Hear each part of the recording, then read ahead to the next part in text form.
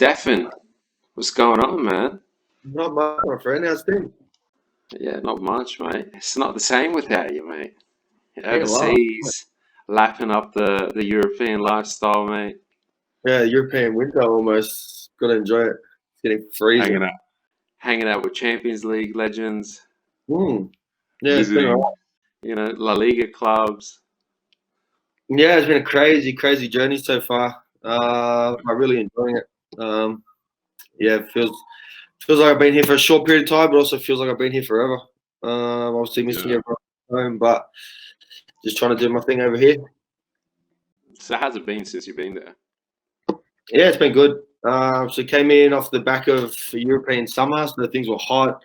And then now fast forward into freezing. So I think we've got another 1 week left in our schedule of training on grass, and then the fields start to get too hard because of the ice. So then everything's on synthetic. But no, it's been going well. So I came over here to start working with the women's team. So really enjoyed that. So working as an assistant coach, but also predominantly working as an individual coach. So taking players outside of the team sessions or within the team sessions, and just working individually with players. So I'd be doing 10 to 15 of those with our team a week, just with all different players. So we've got a squad of 20 something, I think, and then there's another under 18 squad that we can get players from there. So we're doing that. So yeah, enjoying it. Team's going okay. I think we're sitting in fourth. We're 7 or so points off first. And there's 3 games left before the winter break. Wow. And then is it like a finals thing, or oh no, you guys because you break and then it kicks off again, like when it's Yeah, off, or is it? there's 8 teams in our comp. The top 6 go through to play for like Champions League, play for the league and things like that. And then the bottom 2 drop off into the relegation playoffs. So we're safe. We'll be in the top part. So it resets at the end. So you could be the first team coming first could be 20 points ahead, and then it resets. They get 10 points. Second gets 8 points. Third gets 6 points, all the way down. And then the top 2 qualify for the Champions League, which is a different format this year. So the group stages before it just used to be a knockout. Qualification before that if you went in one of the top ranked countries. But yeah, now it's group stage, so which is massive. So it's like the men. Yeah, so it's basically because they've done so well over the years that they've just got 2 automatic spots. Is that right? Mhm. Yeah, it's one of the I think in the top 10 ranked leagues. So yeah, so it gets 2 automatic spots into the group stages of Champions League. So that's obviously what we're trying to achieve. What are you guys at at the moment? Third, Oh, second, we're fourth. fourth? Yeah, so we're fourth. We're on 18. First is on 25, I think, 26 maybe. So there's just that gap in between. So it's very close. Fifth is 2 points behind. I think sixth is 5 points behind. Oh, So we that's played. pretty close. Yeah, so it's very close. So I think we played the team coming first last weekend away, Bromby. So they'd only lost 1 game. And then we drew with them in the first round. And then we drew with them again last weekend. So there's only Oh, points wow. to do. Yeah, so they're in the Champions League. We drew with them away last week. And I'm fortunate not to get more from that. But it was positive. They've got a very experienced team, lots of international players, like national team players for Denmark. Whereas we've got two national team players and then a couple of young national team players. But the majority of our squad is very young, which at times can hurt you with that inexperience. Yeah. So you're the only team to take points from them. Yeah, so they lost the last week before that. They got 1-0 by one of the teams that we beat. Yeah, it was just we went and watched that game, and yeah, it was just every shot the other team took went in. So Bromley were dominating, had all the ball, but then every shot the other team took in. So then they ended up getting pumped. So that was the first game they lost, but before that, we were the only team that had taken points off them. So it's like when Aston Villa flogged Liverpool a bit. Yeah, pretty much something like that. Yeah. Oh, well, that's pretty. Is it like fans for the women over there? Like, do they have Yeah, fans? no, You know? actually interesting. Depending on the clubs that you play, so some will have very, very small, but we actually have fans here. So similar to the men, obviously the restrictions are down, but we have like fans here at our games with flares and things like that. It's crazy. Oh, wow. After games when we win, they're like banging outside the change rooms. Like it's mental. I've never seen anything like it. In that game that I said that we went to last week, they had a full stadium. There would have been obviously the restrictions. There would have been 500 people there, and just all clapping and getting into it. Local people, like it's mental. So depending on the club, Oh, do, but some clubs don't. Yeah. because you guys had to sneak your tickets, didn't you? Hey? No, it's obviously Brian. Limited City. Our head coach has got connections at all the clubs. Most of the clubs have goal stations, so we've got good connections at all of the clubs. We're able to get in at a lot of the places and see a lot of the things. So I visited a lot of the clubs here once we've been there as well. So a lot of, like I said, a lot of them have goal stations. So Bromby have one right next to the stadium. Bromby have got an amazing setup. So there's right next to their massive stadium. AGF, where a lot of the Aussie boys are, and there's an Aussie girl on their team. So went up there, seen their training facilities and that. Spoke to one of the boys that I actually had at school growing up, Zach Duncan. So it was good to catch up with him. And then Orby, another club up there, they've got a goal station. So lots of the clubs have goal stations, and they either have them or are getting them. So it's a very, very big thing over here. So yeah, it has a big presence over there. And Yeah, man. it's obviously they're using it to kind of hone in their development of their young players, especially the club you're at, because now you've Yeah. kind of gone from women's coach to Working with the young boys. Yeah, so I had the opportunity, obviously, I came over here to start working with the women. From there, I've had the opportunity to start working with the under-17 boys. So I work with them every Tuesday and Thursday. And then from there, started working with the under-19 boys. So those two train in the same time slot. And the level there is ridiculous. The 17 is very good, but the 19s, how they play football is unbelievable. So it's awesome to be working with these players. And then from there, I've had the opportunity to work with the first team. So I've been doing sessions with them as well. So it's been a crazy journey. So from coming over to working just with the women to now working across the club. So it's been awesome. And they've seen value in that, and you know, you're looking at extending your time over there to work with the men's side of the game as well. Is that right? Yeah, 100%. So the first session that I did with the 17s, I didn't know, but the head of the academy and a lot of the big people at the club were there watching the session. So then after the session, they came and spoke to us about the need for this kind of training at the club, and they've identified that's something that they would like to add in to what they're doing here. So it kind of fell into the right place at the right time. So the model here of the club, they're actually owned by Right to Dream Academy in Ghana. So the big academy that played, obviously, when there were tournaments on, they would go all around the world, win all those tournaments at the youth level. And then they send the best ones out here. I think starting from younger age, they come out for 3 months and then they go back, 3 months, go back. So by the time they hit 18, when they're allowed to come over permanently, they know which ones they want. So they come over either straight into the first team or they go into the under-19s and then develop through to the first team. So the first team here have got, I think, 3 players that are over 24. So the average age of the first team is mental. So it's crazy. So it's a very, very young team. And then with some experienced players. So we just signed that boy from Arsenal. Johan Giroud. Yeah. He actually got man of the match on debut on Monday night. He's in the room next to me. So, yeah. So they have a few older players. So the model is to give them experience of team football at a young age and then sell them off to big clubs. And that's the model here at the club. So obviously, the more rounded players are, the more money that you're going to make as a club for the sales. So there was a boy last year. He got signed by Ajax and he just got on the weekend. He's second man of the match, I think, in 3 or 4 matches. So, yeah, it's just crazy. But they have a massive, so lean back to that, they have a massive tactical focus here. So they have like an 80-page style of playbook, which applies every situation of football, and then what their philosophy as a club is, and how they want their teams to play in those situations. So they teach that from the under-10s all the way through to the first team. So it's a natural progression from 10 all the way through to the first team, playing in this style of play. And it's a very proactive, attack-minded play. And that's how we have to play, obviously, with the women's team as well. So it's a club mentality. But within that, having that massive focus on the tactical side, there's deficiencies in the technique of some of their players. So all the players I've worked with, same as all the players I've worked with everywhere, have varying levels of technical deficiencies, and that's something that they want to look to say, how can we do that better? And from a young age, what can we do to implement things that is going to help us once they get to the first team, people around the players.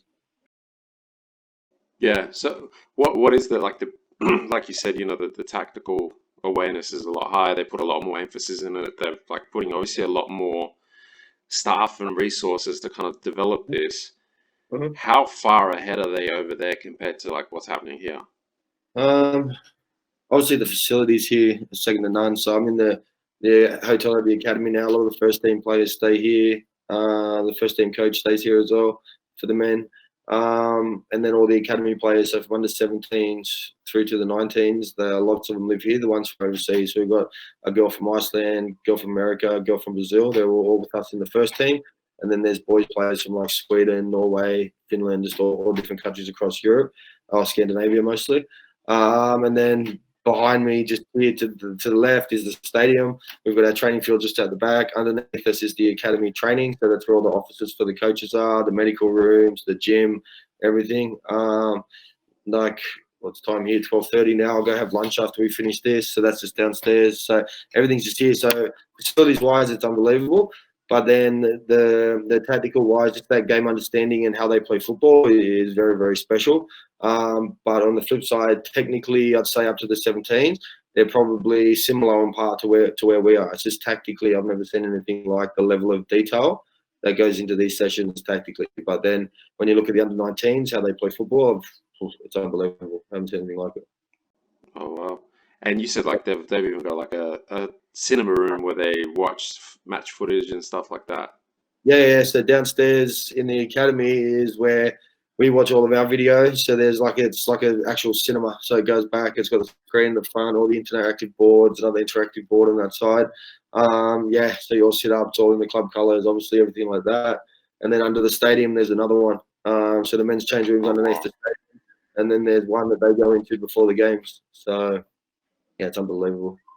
So yeah, there's a lot more emphasis on I suppose the scientific approach of a game, like just breaking it down and using analysts and coaching and working together and educating the players. Yeah, so I think they have full-time coaches from under 10s, which is crazy, and that's obviously where they're a million years ahead of where we are as a country. But FC Northern have a reputation of like something special happening here in their philosophy and how they develop players and things that they believe in. So even in the time I've been here, there's been coaches coming from all over the world to come spend time with the first team and watch the sessions and the 19s and things like that, to see how they do things here, just with their approach to be able to have such a young first team and be able to compete in a men's league, but then also to be continually having a chain of a production line of players that go on to big clubs after being here. So so the same methodology that we use here in the academy is the same that they use in Rugby Dream in Ghana. So it's just a production line of players that they bring through, which is unbelievable. Is that basically their business model, is to bring players in, develop them, and just sell them off young and kind of make the money to keep doing that and bringing more players through? And 100%. Yeah, that's the business model. Yeah, which is very unique. Yeah, so it's very unique. They rarely bring players in.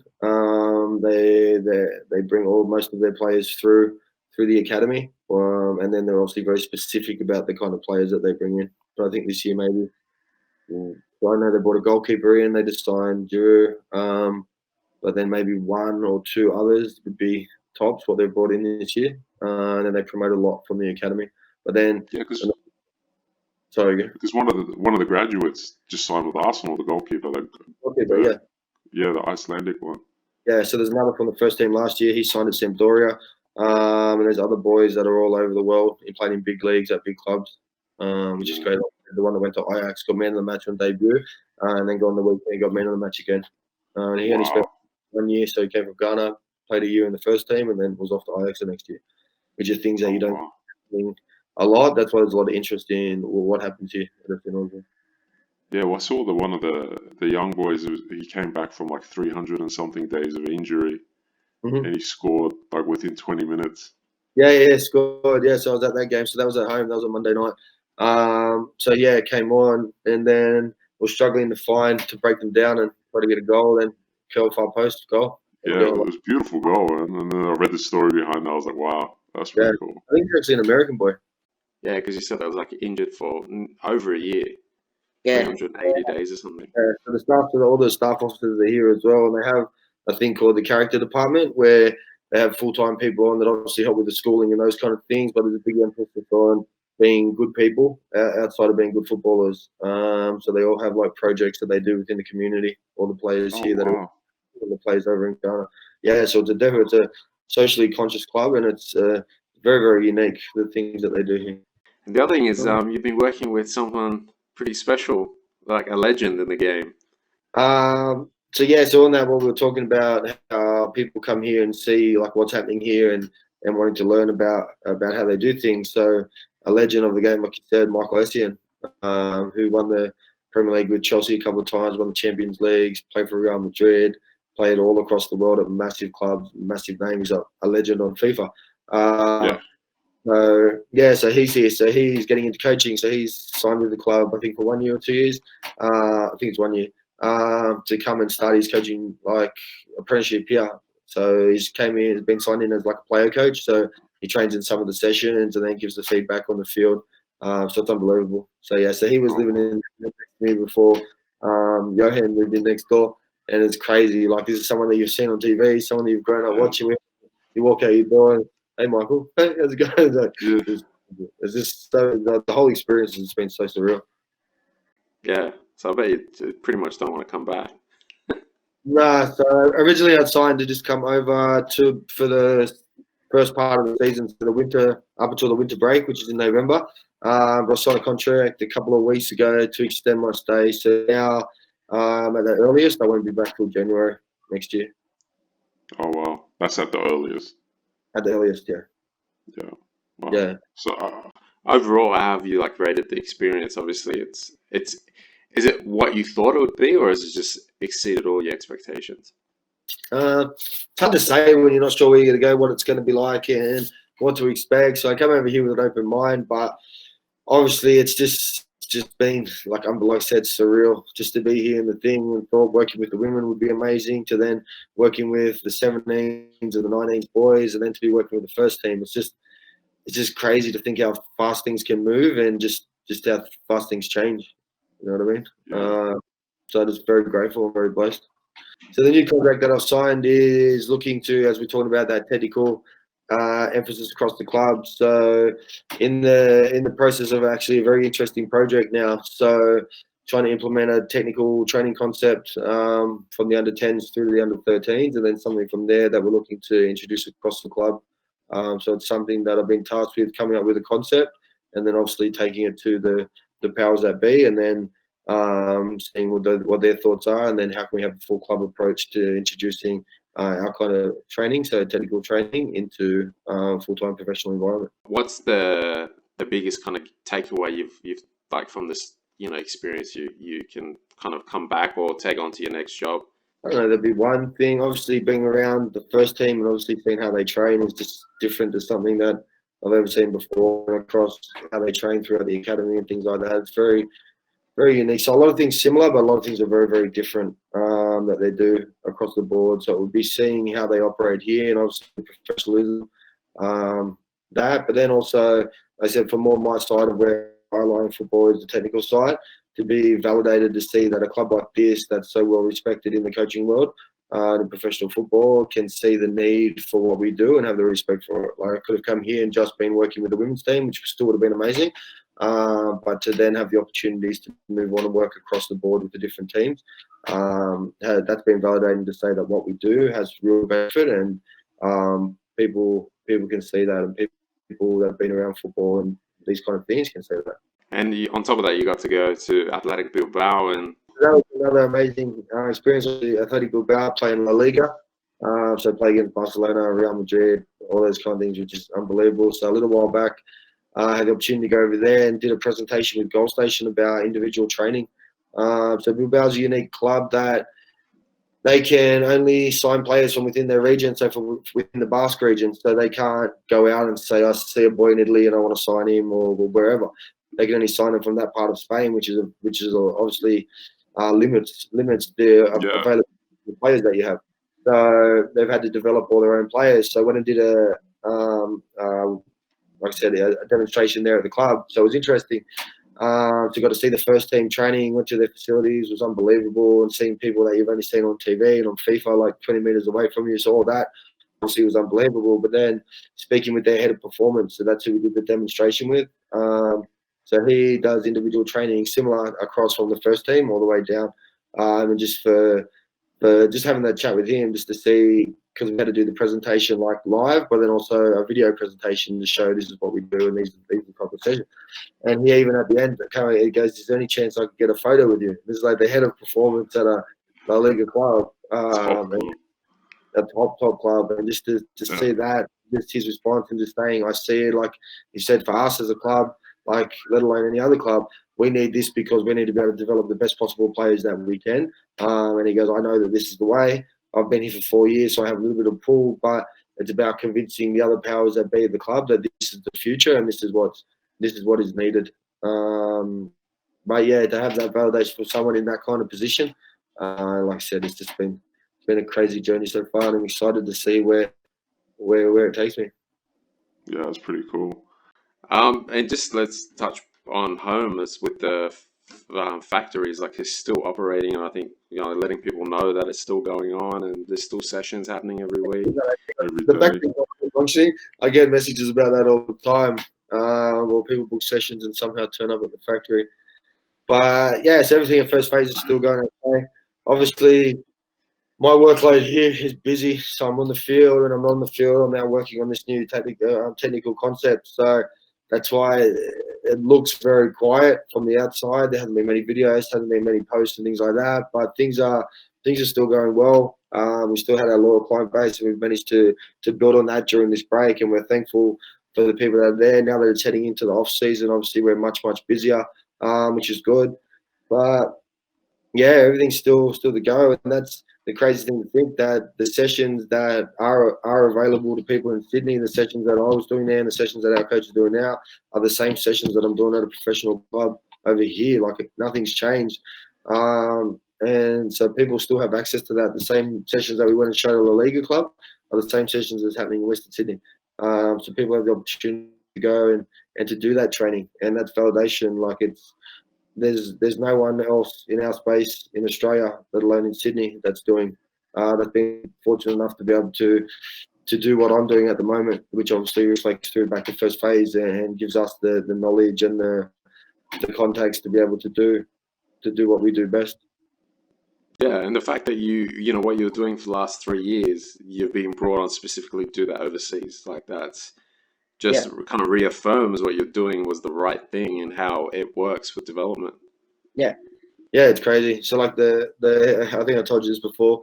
The first grade coach here, Fleming, he was at Brentford, so set up all the things around Brentford, and then was also at Mainz in Germany, so at big clubs, big leagues, and things like that. And one of the most respected coaches here in Denmark for his football mind. And so yeah, I've been fortunate enough to spend some time with him, and just speaking about why it's so tactical here in Denmark is because it's such a small country. So to be successful both here, but then overseas, obviously I've just seen FC Michelin. They played tonight in the Champions League, so they qualified for the group stage.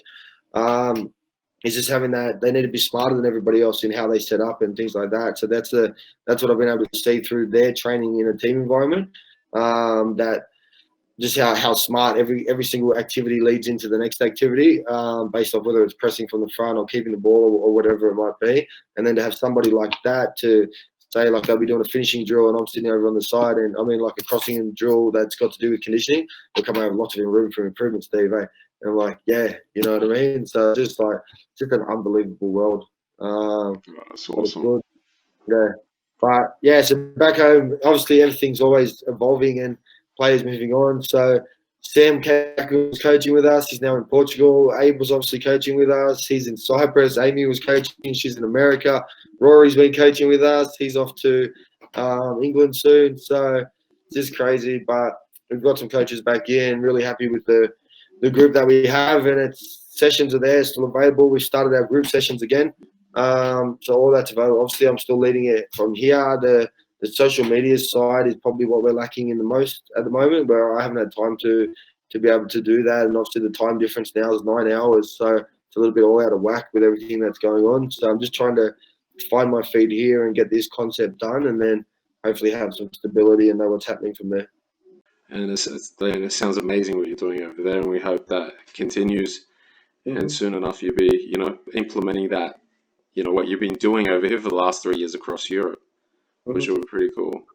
Yeah. And for the players that work with you, they got firsthand, they got to experience what you're doing over there, Mhm. So you'd have to be pretty proud of yourself. Steve was my coach. Mhm. Yeah, I don't know. So the same boy from Western Yeah. Sydney. Not much has changed with me. I'm still simple. But yeah, no, like I said, just absolutely blessed. Very thankful for this opportunity, and then just like I said, affirmed to know that what we were doing at home is what clubs over here are looking for, both here in Denmark, but then also when you're starting to get to that La Liga level. And the guy was even like, if I owned the club, I'd have you in an apartment over there, and you'd be here working at the club. So it's just unbelievable. So Yeah. I'm excited to see what the future holds, but also very content being here to see Northern. Yeah, well, it just seems like the trajectory is just going up, and hopefully it stays that way. And you get to set your impact on the world with all the coaching and the hard work you've been doing over the last 3 years. That's nice, my friend. Yeah. Well, we'll leave it at that. Let you get Mhm. your lunch, and I can go to sleep. Sounds good. Yeah. Till next time, we'll try and do these a little more regularly when you Yeah, have the time. yeah, that'd be Um, perfect. All right, Well, my until friend. next time, Stevie. Take Speak to care. you later. Yeah, bye.